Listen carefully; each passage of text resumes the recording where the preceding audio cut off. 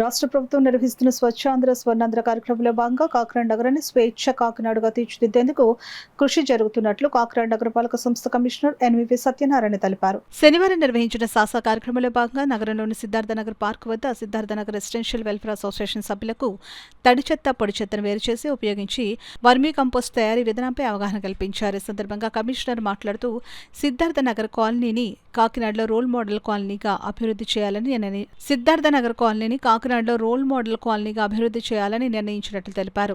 నగరంలోని ప్రతి ఇంటికి వర్మీ కంపోస్ట్ పై అవగాహన కల్పించేందుకు డ్వాక్రా సంఘాల సభ్యుల ద్వారా చర్యలు చేపడుతున్నామని చెప్పారు. ఇంటి వద్దనే చెత్త నిర్వహణ చేయడం ద్వారా పరిశుభ్రతతో పాటు పర్యావరణ పరిరక్షణకు దోహదం అవుతుందని వివరించారు.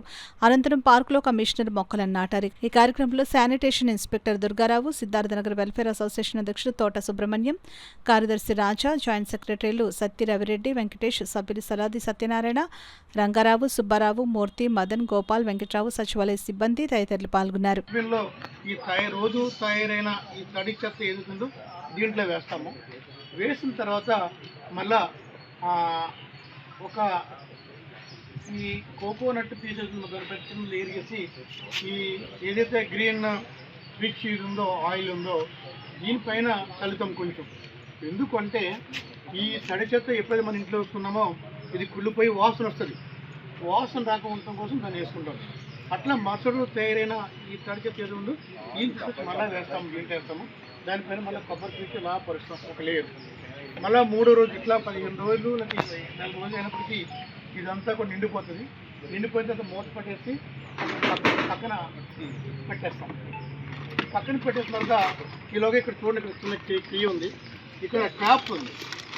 ఏదైతే మన తడి చెత్త కుళ్ళిపోయి వాసన రాకుండా ఉంటూ నీరు కారుతుంది, కుళ్ళిపోయిన నీరు కారుతుంది తడి చెత్త నుంచి, ఆ నీరు కారకుండా ఉండటం కోసం కింద వేస్ట్ అవ్వకుండా కోసం దీన్ని ఇలా పెడతాము. ఇట్లా పెట్టి ఇలా ఉంచేస్తే ఈ దీంట్లో వచ్చిన ఒకటి బొట్టు వాటరు దీంట్లో నిండిపోతుంది. నిండిపోయిన తర్వాత ఈ డస్ట్బిన్ ఇది కూడా వేరే పెట్టేసిన తర్వాత మనం మరుసటి నెల ఈ డస్ట్బిన్ ఉపయోగిస్తాం. ఈలోగా ఈ డస్ట్బిన్ కూడా నిండిపోతుంది. అప్పటికి దీంట్లో వేసింది 2 months అవుతుంది. ఈ 2 months అయింది, ఈ వాటర్ కూడా నిండిపోయి ఫుల్గా వాటర్ కూడా ఉంటుంది. దీన్ని ఏం చేస్తామంటే దీన్ని తీసుకెళ్ళి ఒక పక్కన పెట్టి ఈ వాటర్ నిండిన వాటర్ని 4 రెట్లు వాటర్ బకెట్లో కలిపి మనం మొక్కలకి నీరుగా ఉపయోగిస్తాం.